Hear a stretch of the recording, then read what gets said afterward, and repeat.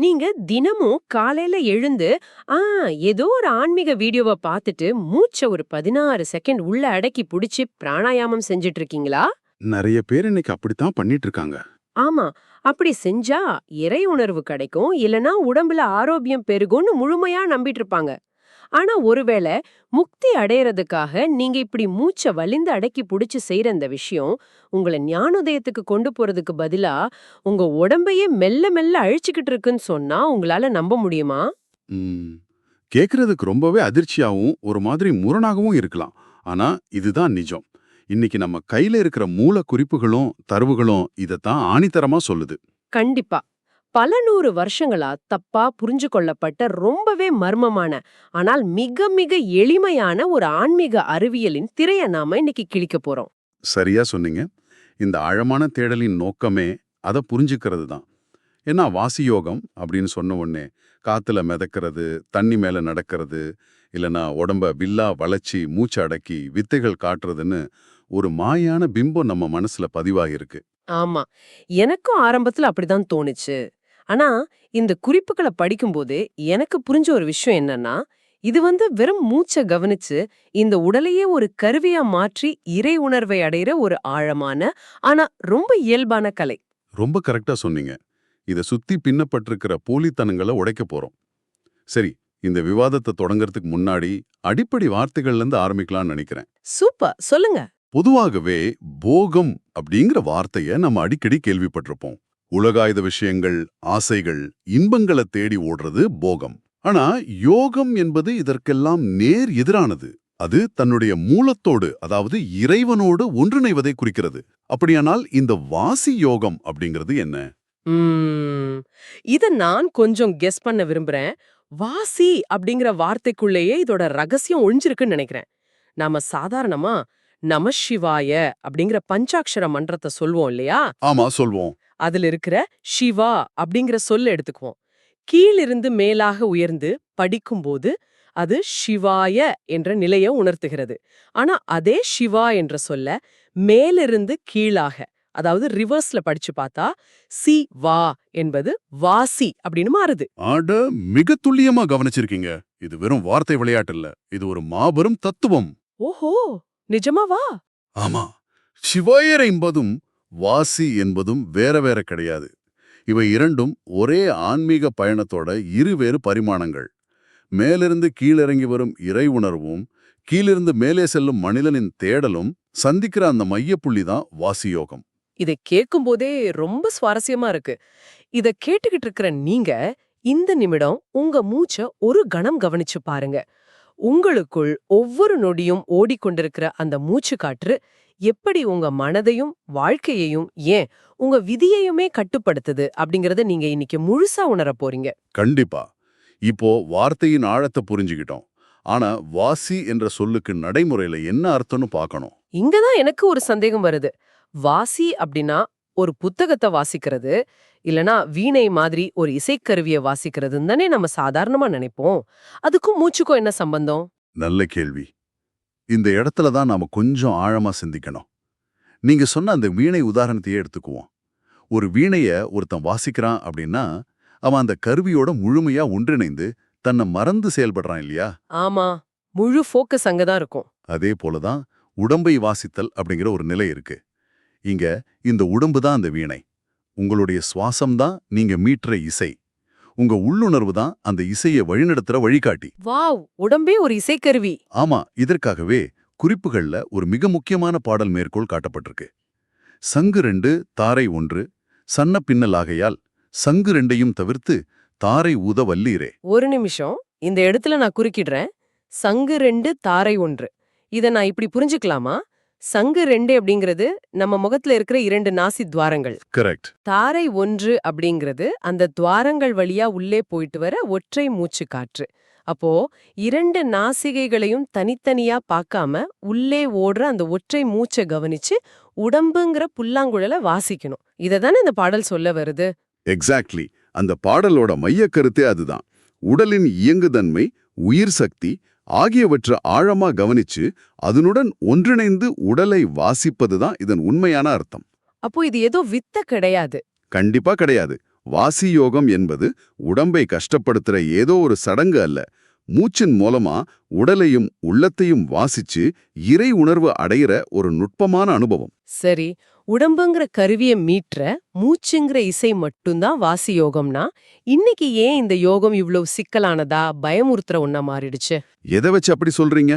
எனக்கு தெரிஞ்சு வாசி யோகம் கத்துக்கணும்னா சட்டை போடக்கூடாது, குறிப்பிட்ட சில உணவுகளை தொடவே கூடாது, தனிமையான இடத்துல போய் உட்காரணும்னு ஏகப்பட்ட கடுமையான விதிமுறைகளை போட்டு வச்சிருக்காங்களே, இதுக்கெல்லாம் என்ன காரணம்? இப்ப பாத்தீங்கன்னா இத கொஞ்சம் பெரிய கண்ணோட்டத்துல, அதாவது ஒரு பிசினஸ் மாடல் மாதிரி யோசிச்சு பாருங்க. பிசினஸ் மாடலா? ஆன்மீகத்திலயா? ஆமா, ஒரு இனிப்பு கடையில சர்க்கரையும் கடலமாவும் இருக்கு. அந்த ரெண்டே அடிப்படை பொருட்களை வச்சு அவங்க லட்டு செய்யலாம், பூந்தி செய்யலாம், மைசூர் பாகு செய்யலாம், இல்ல ஜாங்கிரி கூட சுடலாம் இல்லையா? ஆமா, நிறைய ஐட்டம்ஸ் பண்ணலாம். இதுக்கெல்லாம் சுவை வேற, பேர் வேற, வடிவம் வேற. ஆனா உள்ளே இருக்கிற அடிப்படை பொருள் ஒண்ணுதான். யோகங்களும் அப்படிதான், அடிப்படை ஒண்ணுதான். ஓஹோ, புரிஞ்சுது. ஆனா இன்னைக்கு பலரும் என்ன பண்றாங்கன்னா, எங்க யோகம் மட்டும்தான் விசேஷம், நாங்க சொல்றது தான் சீக்ரெட் அப்படின்னு காட்டிக்கிறதுக்காக இல்லாத விதிகளை எல்லாம் உருவாக்கிட்டாங்க. இந்த எளிமையான கலைய ஒரு வியாபாரமா மாத்துறதுக்காக செய்யப்பட்ட போலித்தனங்கள் தான் இந்த உடை கட்டுப்பாடுகளும் உணவு கட்டுப்பாடுகளும். நீங்க வியாபாரம், போலித்தனம்னு சொல்லும்போது எனக்கு ஒரு முக்கியமான கேள்வி வருது. பல பேர் வாசியோகம்னாலே மூச்சு அடக்கி பண்ற ஒரு பெரிய பயிற்சி முறைன்னு சொல்றாங்க. ம் அந்த பிராணாயாம கணக்கு சொல்றாங்களே அதுவா? ஆமா, குறிப்பா மூச்ச 8 வினாடிகள் உள்ள இழுத்து 16 வினாடிகள் உள்ளேயே அப்படியே நிறுத்தி, அதாவது கும்பகம் செஞ்சு அப்புறம் 12 வினாடிகள் மெதுவா வெளியே விடணும்னு ஒரு கணக்கு சொல்றாங்களே, அத சஸ்டெயின் மெத்தட் அப்படின்னு சொல்றாங்க. உலகத்துல லட்சக்கணக்கான மக்கள் இத பண்றாங்க. இது உடம்புக்கு ரொம்ப ஆரோக்கியமானதுன்னு பலரும் சொல்றாங்களே. இது ஒரு மிகப்பெரிய மாயை. லட்சக்கணக்கான மக்கள் பண்றாங்க அப்படிங்கிறதுக்காகவே ஒரு விஷயம் சரியாயிடாது. உடம்புக்குள்ள இயற்கையா இயங்கிக்கிட்டு இருக்கிற வாயுக்களின் ஓட்டம் தடைபடும். அட, இது நான் யோசிச்சதே இல்லையே. இந்த அன்நேச்சுரல் பிரஷர் நேரா வயிற்று பகுதிக்கு கீழே இருக்கிற வாயுக்களை குழப்பி நெஞ்செரிச்சல், வயிற்று வலி, மலச்சிக்கல் போன்ற உடல் உபாதைகளைத்தான் கொண்டு வரும். அது மட்டும் இல்லாம நீங்க மூச்சை இடது நாசியில நிறுத்தா உடம்புல குளிர்ச்சித்தன்மை உருவாகும், வலது நாசியில இழுத்தா உஷ்ணம், அதாவது சூடு உருவாகும். ஆமா, இதை இடைக்கலை பின்கலைன்னு சொல்வாங்களே. கரெக்ட். இது சும்மா வாதம், பித்தம், கபம் ஆகியவை செயல்படுற ஒரு பிசிக்கலான விஷயம். உடம்புல சூட்டையும் குளிர்ச்சியையும் மாத்தி மாத்தி உருவாக்குறதுனால ஒருத்தன் இறைவனை பாத்திர முடியுமான்னா, இது தேவையில்லாம நரம்பு மண்டலத்தையும் உடலையும் துன்புறுத்துற செயல். நிஜமாவே இத நான் இப்படி யோசிச்சதே இல்ல. மூச்சு அடக்கிறதுனால உள்ளுறுப்புகள் எப்படி அழுத்தத்துக்கு உள்ளாகுது அப்படிங்கிற சயின்ஸ் ரொம்பவே தெளிவா இருக்கு. ஆனா மூச்சு அடக்க கூடாதுன்னா அப்புறம் மூச்சு ஏன் சீர்படுத்தணும்னு சொல்றாங்க? அதுக்கு நம்ம குறிப்புகள்ல கொடுத்திருக்கிற ஒரு அருமையான உதாரணத்தை பார்ப்போம். ஒரு சினிமா தியேட்டர் டிக்கெட் கவுண்டரையோ இல்ல ஒரு கோயில் தரிசன வரிசையோ கற்பனை செஞ்சுக்கோங்க. அங்க இரும்பு பைப் போட்டு தடுப்புகள் வச்சிருப்பாங்க. ஏன்? ஏன்னா கூட்ட நெரிசல்ல ஒருத்தர் இடிச்சுக்க கூடாதுன்னு தான். ஆமா, அங்க நிக்கிறது மனுஷங்க. ஒருத்தர் முந்திச் செல்லணும், எப்படியாவது முன்னாடி போயிடணுங்கிற எண்ணம் அவனுக்குள்ள இருக்கு. அவன் உள்ள எண்ணங்கள் ஒழுங்கற்று கிடப்பதால வெளியில அவனோட நடத்தையும் ஒழுங்கற்று இருக்கு. ஆனா அதே வரிசையில எறும்புகளோ எருமைகளோ போகுதுன்னு வைங்க, அவற்றுக்கு இரும்பு தடுப்புகள் தேவையா? கிடையாது. அதுங்க அமைதியா ஒன்றன் பின் ஒன்றா போகும். ஓஹோ, அப்போ மனித மனதின் குழப்பத்தையும் அலைப்பாயும் தன்மையும் கட்டுப்படுத்தத்தான் இந்த தடுப்புகள் தேவைப்படுது. சரியா புடிச்சிட்டீங்க. உள்ள எண்ணங்கள் ஒழுங்கற்ற அலைப்பாயும்போது நம்ம மூச்சும் ஒழுங்கற்று தான் இருக்கும். நீங்க கோபமா இருக்கும்போது உங்க மூச்சை கவனிச்சிருக்கீங்களா? ஆமா, ரொம்ப வேகமா சூடா இருக்கும். கரெக்ட். அது ரொம்ப சூடாகவும் வேகமாகவும் சீரற்றும் இருக்கும். நீங்க மூச்சை சீர்படுத்த ஆரம்பிச்சிட்டீங்கன்னா அந்த இரும்பு தடுப்புகள் இல்லாமலேயே உங்க உள்ளே இருக்கிற எண்ணங்கள் தானா அடங்கிடும், மனம் அமைதியாயிடும். இதுதான் அடிப்படை. இது ரொம்பவே ஆழமான விளக்கம். சரி, வெளிப்புற தடுப்புகளும் தேவையில்ல, மூச்சை அடக்கி உடம்ப கஷ்டப்படுத்துற விதிகளும் தேவையில்லைன்னா, மூச்சை கவனிக்கிறது மட்டும்தான் முக்கியம்னா, நம்ம முன்னோர்கள் எழுதி வச்ச இதிகாச கதைகளும் உபதேசங்களும் எதைத்தான் சொல்ல வருது? ராமாயணம், மகாபாரதம்னோ நிறைய கதைகள் இருக்கே, அவையெல்லாம் வெறும் கட்டுக்கதைகளா? நிச்சயமா அவை கட்டுக்கதைகள் இல்ல. ஆனா அவை அப்படியே நடந்த சரித்திர நிகழ்வுகளும் இல்ல. பின்ன அதென்ன? அவை அனைத்தும் மனித உடலையும் உள்ளத்தையும் மூச்சையும் மையமாக வச்சு எழுதப்பட்ட மிக ஆழமான குறியீடுகள், அதாவது மெட்டஃபர்ஸ். அந்த கதாபாத்திரங்களை நாம நிஜ மனிதர்களா நினைச்சு பார்க்கறதுனால தான் இவ்ளோ குழப்பமும் வருது. உதாரணமா ராமாயணத்தையே எடுத்துக்குவோம். சரி. ராமாயணத்துல வர்ற தசரதன் அப்படிங்கிறவன் யாரு? தசா என்றால் 10, ரதம் என்றால் வாகனம். அதாவது நமது உடம்பில் உள்ள 10 இந்திரியங்களை, அதாவது 5 ஞானேந்திரியங்கள், 5 கர்மேந்திரியங்களை தன்னுடைய கட்டுப்பாட்டுக்குள் அடக்கி வைத்திருக்கும் இந்த உடம்புதான் தசரதன். ஒரு நிமிஷம். தசரதன் மனிதன் இல்ல, அவர்தான் இந்த உடம்பு அப்படின்னா அப்ப ராமன் யாரு, சீதை யாரு? ராமன் என்பது இந்த உடம்புக்குள் இருக்கிற ஆன்மா அல்லது நம்முடைய உள்ளறிவு. சீதை என்பது இந்த உடம்பின் அசல் பெயர், அதாவது மாயைகளில் சிக்காத தூய்மையான நிலை. இது எனக்கு மிகப்பெரிய ஆச்சரியத்தை கொடுக்குது. அப்போ ராமன் காட்டிற்கு போய் சீதையை மீட்கிறான் அப்படிங்கிற கதை, இந்த ஆன்மா உலக மாயைகளில் சிக்கியிருக்கிற தன்னுடைய உடம்பை, அதாவது சீதையை மீண்டும் அந்த தூய்மையான நிலைக்கு மீட்பதற்கான ஒரு உள்ளக போராட்டம், அப்படிதானே? 100க்கு 100 உண்மை. இதை இன்னும் கொஞ்சம் ஆழமா பார்க்கலாம். ராமனை பற்றி சொல்லும்போது ஏகபத்தினி விரதன் அப்படின்னு புகழ்ந்து சொல்வாங்க. இதுக்கு என்ன அர்த்தம் நினைக்கிறீங்க? சீதையை விட அழகான பொண்ணுங்க உலகத்துல இல்லையா என்ன? ராமன் ஏன் சீதையோடு மட்டுமே இருந்தான்? வெளிப்படையா பார்த்தா ராமன் ஒரு நல்ல கணவன் அப்படின்னு தோணும். ஆனா நீங்க சொல்ற இந்த குறியீட்டு பார்வையில பார்த்தா ஏகபத்தினி விரதம் அப்படிங்கிறது இன்னொரு உடம்ப வேண்டி மறுபிறவி எடுக்காமல், எனக்கு கிடைச்ச இந்த ஒரே உடம்பிலே, இந்த ஒரு பிறவியிலே நான் ஞானம் அடைவேன், என் மனம் வேறெங்கும் அலைபாயாது அப்படிங்கிற உறுதிய குறிக்குதா? முத்தாய்ப்பான விளக்கம். அதுதான் உண்மையான அர்த்தம். இதை விட்டுட்டு நாம ராமனை ஒரு சாதாரண மனிதனாவோ ஒரு சரித்திர நாயகனாவோ மட்டும் சுருக்கி பார்க்கும்போது அந்த காவியத்தின் உண்மையான ஆன்மீக ரகசியம் நமக்கு கிடைக்காமலே போயிடுது. இது நிஜமாவே ஒரு ஆன்மீக சீக்ரெட் கோட் மாதிரி தான் இருக்கு. இத கேட்கும்போது எனக்கு இன்னொரு சந்தேகம் வருது. நம்ம நாயன்மார் கதையில கண்ணப்ப நாயனார் தன்னுடைய கண்ணை நோண்டி லிங்கத்திற்கு வச்சதா ஒரு கதை இருக்கே. ஆமா, ரொம்ப பிரசித்தி பெற்ற கதையாச்சு அது. இல்ல, பல சித்தர் பாடல்கள்ல கால் கொண்டு நடத்தல்னு வருது. இதெல்லாம் கூட இப்படிப்பட்ட குறியீடுகள் தானா? ஆமா, இந்த இடத்துல கால் அப்படிங்கிறது ஆன்மீக பரிபாஷையில காற்றை, அதாவது சுவாசத்தை குறிக்கும். கால் கொண்டு நடத்தல் அப்படின்னா மூச்சின் மீது கவனத்தை வைத்து உங்களின் அகப்பயணத்தை தொடங்குவது என்ற அர்த்தம். அப்போ அந்த கண்ணப்ப நாயனார் கதை, கண்ணப்ப நாயனார் கண்ணோண்டுவது என்பது நிஜமாவே ஒரு உறுப்பை பிடுங்கி எடுக்கிற குரூரமான செயல் கிடையாது. தன்னுடைய பார்வைய, கவனத்தை வெளியுலக பொருட்களின் மீது செலுத்தாமல் அதை முழுமையாக திருப்பி தனக்குள்ளே நிலைநிறுத்துவது அப்படிங்கிறது தான் அந்த கதை குறிக்குது. ஆனா பாருங்க, இந்த குறியீடுகளை புரிஞ்சுக்காம இத அப்படியே மேலோட்டமா படிச்ச பல பேரு தங்களோட உடம்ப கஷ்டப்படுத்துறதும், தண்ணி மேல நடக்கிறது எப்படி, காத்துல மிதக்கிறது எப்படி அப்படின்னு வித்தைகளை தேடி ஓடுறதுமா இருக்காங்க. அந்த மாதிரி வித்தைகளை தேடி ஓடுறவங்களுக்கு நம்ம குறிப்புகள்ல ஒரு அருமையான கதை சொல்லப்பட்டிருக்கு. என்ன கதை அது? ஒரு ஞானி ஆத்து ஓரமா அமைதியா உட்கார்ந்து தியானம் பண்ணிக்கிட்டு இருந்தார். அப்ப அங்க வந்த ஒருத்தன், நான் பெரிய யோகி, உங்களால் என்னை போல தண்ணி மேல நடக்க முடியுமா அப்படின்னு கொஞ்சம் ஆணவமா கேட்டான். அதுக்கு அந்த ஞானி, எனக்கு கடவுளை தெரியும்பா, ஆனா தண்ணி மேலலாம் நடக்க தெரியாது அப்படின்னு அமைதியா சொல்லிட்டாரு. அதுக்கப்புறம் என்ன ஆச்சு? அந்த யோகி தன் வித்தையை காட்டுனானா?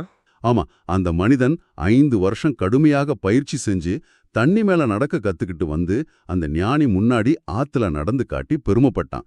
ஞானி அவனை பார்த்து சிரிச்சுக்கிட்டே கேட்டார், அந்த கரையிலிருந்து இங்க வர உனக்கு எவ்வளவு நேரம் ஆச்சு அப்படின்னு. அவன் என்ன சொன்னான்? அவன் 2 மணி நேரம் ஆச்சு அப்படின்னா.